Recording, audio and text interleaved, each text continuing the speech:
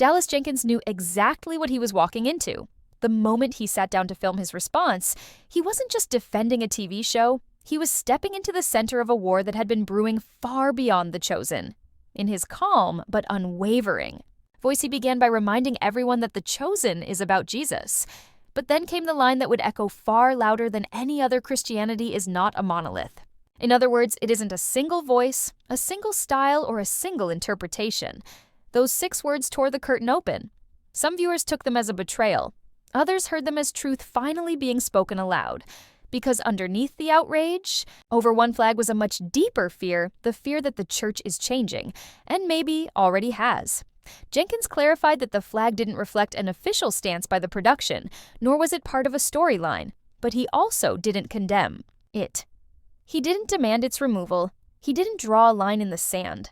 Instead, he said something few expected: that there are people on the Chosen team who hold different beliefs, come from different backgrounds, and yes, some who are part of the LGBTQ+ community. And still, they are loved. Still, they are part of telling the story of Jesus. Jenkins didn't backpedal. He doubled down. He said the crew is a family, and families don't need to agree on everything to love one another deeply. That shook people, because The Chosen had always been seen as the faithful series, the one show that got it right, that respected scripture, honored Christ, and stayed clear of the compromises of Hollywood. But now it was confronting something even deeper: how divided we are over what being faithful even means. Some fans declared they were done. They called for boycotts, said the show had been infiltrated, and accused Jenkins of leading believers astray. But others saw something different. They saw a moment of grace, a moment where love, not dogma, had the final word, and they clung to that. Because they too had felt pushed out of churches, questioned for being too liberal, too inclusive, too different. What Dallas Jenkins did next only deepened the divide. Instead of trying to please both sides, he leaned in. He said The Chosen isn't about building walls, it's about breaking them down. That Jesus didn't avoid the controversial people, he called them. He ate with tax collectors, he touched lepers, he welcomed women no one else would speak to. And if The Chosen is truly about capturing the heart of Jesus, then it has to reflect that same radical love, even if it offends. But this wasn't just a theological debate anymore. The cast started speaking out too. Jonathan Rumi, known for his role as Jesus, posted a quiet message about grace and compassion. Liz Tabish, who plays Mary Magdalene, talked about the importance of diversity and the danger of exclusion. Slowly, piece by piece, the wall of silence crumbled, and what came out was raw, emotional, and honest. This wasn't just about who someone loves, it was about who gets to belong, who gets to tell stories about Jesus, and who gets to be seen as worthy. The fanbase, once united in passion, was now split down the middle. Comment sections turned into battlegrounds. One viewer wrote, "This show saved my faith. Now I feel lost again." Another replied, "This show showed me I'm not alone." The irony? Both were watching the same scenes. Both loved the same Jesus. And yet, both were now questioning if the other truly belonged. This controversy wasn't destroying The Chosen. It was exposing something we rarely say out loud, that even among believers, the definition of love, truth, and righteousness is not as simple as we want it to be. And as the storm raged on, a deeper question began to rise, one even the cast couldn't fully answer. If we say we follow Jesus, who exactly are we following? As the dust settled, something unexpected began to happen. Instead of retreating, The Chosen started leaning into the storm, not by preaching, not by posting statements, but through the very story it was telling. Season 4 had already pushed the boundaries with darker themes, deeper emotional moments, and a Jesus who was growing more bold, more human, and more divine. But now fans were beginning to notice something else. The story was mirroring the very tension exploding off screen. Characters once on the fringes were being pulled into the center. Outcasts, doubters, and sinners. People with complicated pasts and uncertain futures were being given sacred space. And it wasn't an accident. The writers, without naming the controversy, were responding with narrative. They weren't picking sides. They were revealing the heart of Christ in ways doctrine alone never could. One scene in particular stunned longtime fans. A moment of healing, but not just of a body, A moment of welcome where someone the world deemed unclean was touched by Jesus. No judgment, no disclaimer, just presence. That moment was a quiet rebellion against everything the controversy was shouting. It didn't need to be labeled, it just was. And suddenly viewers started to ask, have we been missing the point? Because while the world debated who's allowed, behind the camera, The Chosen kept pointing back to the man in front of it. A carpenter who flipped tables in temples but wept with strangers on the street. A Messiah who challenged the powerful but embraced the broken. And if that's who Jesus is, then maybe this show had been preparing us for this moment all along. The cast too began using their platform to show rather than tell. Behind-the-scenes footage started to feel more intimate, more intentional. You could see the bond between cast and crew, a strange, sacred unity despite their differences. One moment showed Dallas Jenkins praying before a take, his voice trembling not from fear of backlash, but from the weight of telling this story right. And maybe that's what cut through all the noise. This wasn't a political move. It wasn't marketing. It was a cry for honesty, for humility, for a reminder that Jesus never asked for perfection. He asked for hearts wide open. Still, not everyone was comforted. Some churches began warning against The Chosen, claiming it had strayed from biblical truth. Others invited entire congregations to watch it together and talk about grace. The split was real, painful, but revealing because it forced a conversation the church has avoided for years about inclusion, about identity, about what it really means to love as Christ loved. And The Chosen, whether it meant to or not, had become the lightning rod, the battleground, and maybe the catalyst. But what happens next? That's what has everyone on edge. Season 5 is already in production, and the rumors are swirling. Will the show dare to address these themes more directly? Will it portray characters whose struggles reflect those of LGBTQ+ believers? Or will it return to safer ground? The truth is, no one knows. And that uncertainty has only added to the suspense, because now every episode feels like a test. Every line, every interaction, an echo of the bigger question, who do we exclude when we try to protect the faith? And who do we hurt when we're too afraid to ask? As fans debate and articles pile up, something strange is happening. People who never watched The Chosen before are tuning in, not because they agree with everything, but because they're curious, hungry, searching, and The Chosen, for all its controversy, is still doing what it set out to do: bring people closer to Jesus. But this Jesus isn't sanitized. He doesn't fit neatly into anyone's ideology. He's wild, unpredictable, and absolutely full of love. So maybe that's the point. Maybe the show was never about being safe. Maybe it was always about being real.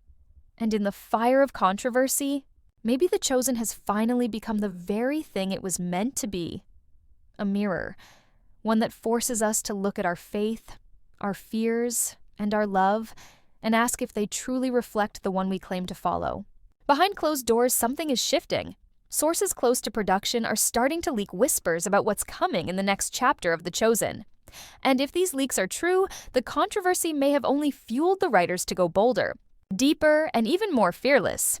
Insiders say Season 5 won't ignore the firestorm. It'll walk straight into it, but not with slogans, not with statements, with characters, with stories, with hearts wide open and wounds fully exposed. One leak hints at a brand new character who has never belonged anywhere, someone broken by religion, but still drawn to the light. This character's journey, we're told, will stir debate across Christian communities, not because of their identity, but because of how Jesus responds to them. With compassion, with patience, and with a truth that doesn't condemn but restores. And that's what has fans both excited and terrified, because The Chosen isn't just telling Bible stories anymore, it's holding up a mirror to the modern church. And in that reflection, some don't like what they see, but others, they're finally seeing hope. One writer hinted anonymously that these upcoming episodes are about the people we pretend aren't there, the forgotten, the rejected, the ones who sit quietly in pews, hiding who they are afraid of judgment. The Chosen is about to give them a voice, not as a symbol, but as a soul, and that's what has the cast quietly rallying behind the scenes. In fact, some of the actors, without naming names or directly addressing the controversy, have begun sharing powerful quotes on their personal pages. Messages about love being louder than fear, about grace being scandalous, and about Jesus going where others dared not follow. One post simply read, "Christianity is not a monolith." That single sentence broke the internet. Fans and critics alike flooded the comments trying to decode its meaning. Was it defiance? Was it a cry for unity? Or was it just the truth? Because if the gospel is meant for all, who are we to draw boundaries around it? Even more shocking, some. Rumors suggest Dallas Jenkins himself has been pushing back against behind-the-scenes pressure to keep things clean. He reportedly told one staffer, "I'm not here to make people comfortable. I'm here to show them Christ." And that may be the biggest revelation of all. This controversy, instead of silencing the chosen, has set it free. Free from trying to please every church, free from the expectations of gatekeepers, free to tell a story that doesn't shy away from the pain people carry, especially those who feel like they don't belong in faith at all. But make no mistake, this has come at a cost. Funding sources have been strained, some donors have pulled back, others have doubled down. The cast is facing pressure from both sides, and fans are now split into two camps: those who believe The Chosen is drifting from truth, and those who believe it's finally stepping into it. And between them, a chasm, a wound, and a story still being written. And that's what makes this so powerful, because The Chosen isn't just a show anymore. It's a movement. And like every movement, it's messy, it's uncomfortable, and it's asking questions many aren't ready to answer. But in the chaos, there's clarity. The cast has stopped being silent, not with loud statements, but with subtle defiance, with unity, with love. They're showing that faith can make room, that stories can heal, and that Jesus doesn't belong to one side of the argument. He belongs to the hurting, the searching, and the brave. And as cameras roll on Season 5, the cast is standing together, not with a political agenda, but with a creative mission to reveal the real Jesus. The one who dined with sinners, defended the outcast, and refused to fit into anyone's mold. And if that makes people uncomfortable, maybe that's exactly what it should do. The future of The Chosen is no longer just about biblical events. It's about what happens when a modern world crashes into an ancient story, and the impact ripples through millions of lives. As Season 5 draws closer, the tension surrounding the LGBTQ+ conversation has only intensified. But rather than backpedal or water things down, the creators appear to be leaning in. Not with sensationalism, not with agendas, but with the kind of storytelling that forces you to look inward. Sources close to the writing team have hinted that one particular scene, just one, could ignite a firestorm or spark a revolution. It's been described as raw, honest, and theologically daring. And the twist? It doesn't include a direct confrontation. No arguments, no dramatic declarations, just a quiet moment between two characters. One feeling unworthy, and one offering grace. And that, according to insiders, is what's going to shake the world. Some early test viewers have already said the episode brought them to tears. Not because of controversy, but because of how human it feels. One viewer said, "For the first time, I saw someone like me in a Bible story. And Jesus didn't look away." That's the heart of what the cast has been pushing all along. Not a redefinition of the gospel, but a reminder of it. Because when Jesus walked the earth, he didn't only call the clean the pure or the religious. He called the broken, the rejected, the ones the system left behind. And if The Chosen dares to show that kind of Jesus, one who welcomes those others push away, it might just change the conversation forever. Churches around the world are bracing for impact. Some pastors are already warning their congregations. Others are preparing special sermons to address the topics they know will surface once the season airs. But then, there are those who see this as an opportunity, not for division, but for deeper faith. One prominent pastor recently said in a live stream, "If we're offended by love, maybe we've forgotten what grace costs." That statement was shared thousands of times, including by one of The Chosen's main cast members. Coincidence? Maybe. But in this new era of storytelling where everything speaks volumes, silence is no longer neutral. Every action counts. Every repost, every quote, every pause on set before a powerful line. It all means something. And maybe that's what's most powerful about where this show is headed. The Chosen is no longer afraid to touch the untouchable topics, because it's not doing it for ratings. It's not doing it to be trendy.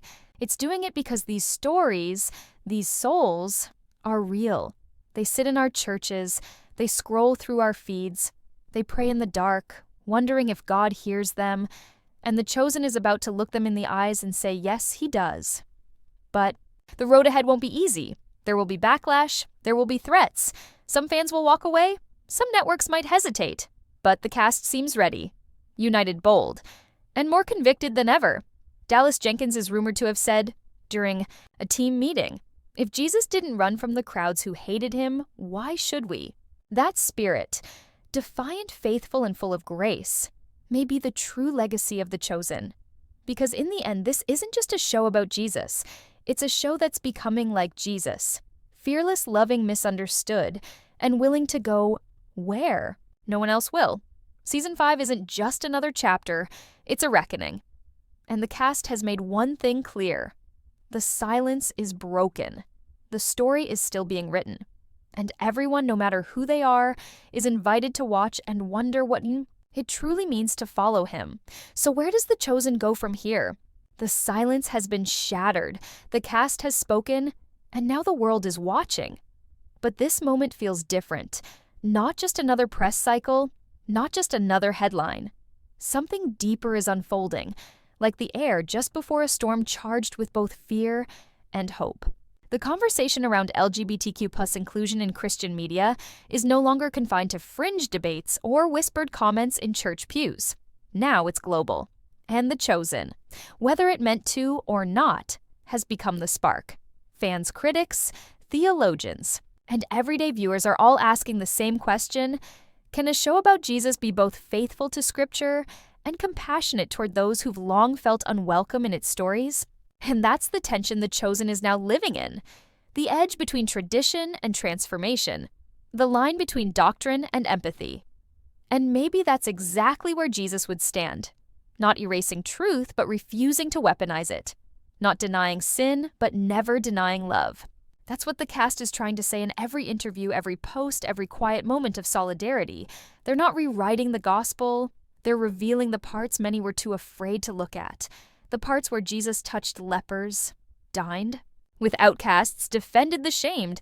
The parts where mercy made the religious furious and grace flipped the world upside down. And perhaps this is why the Chosen matters more now than ever. In an era where media is often shallow, divided, or performative, this series dares to step into sacred tension and stay there. Not with all the answers, but with a burning question. What if he really meant it when he said, "Come to me, all of you"? Not just the good, not just the straight, not just the churchgoers. All of you. And that question has become a mirror. Some can't bear to look into it. Others are finally seeing. Themselves reflected back, the stakes are high. If Season 5 moves forward with what's been hinted, we're not just looking at bold storytelling, we're witnessing a cultural moment that will echo beyond TV screens. There's talk of massive debates erupting on Christian podcasts. Bible. Colleges preparing response panels. Some fans even organizing loyalty viewings to stand by the show's team if cancel culture strikes. But for all the division, there's also something undeniable rising: a hunger, a longing for honest faith, for a Jesus who doesn't shrink back, for stories that don't just comfort the comfortable, but reach the forgotten. The cast has made their position clear. They are not ashamed of their faith. They are not afraid of hard conversations, and they are not backing down. Christianity is not a monolith, one actor said. It never was. It was born in tension, in struggle, in love. And that, quote, "It may be the clearest signal yet of where the Chosen is headed, into the storm, not away from it, into the hearts of viewers who feel like they've never belonged in church, but might just find Jesus on screen. This isn't just a show, it's a movement, and it's just getting started. The silence is over. The stage is set, and the invitation still stands: watch, question, weep, hope. But above all, don't look away. Because what's coming next might just be the most powerful moment the Chosen has ever given us.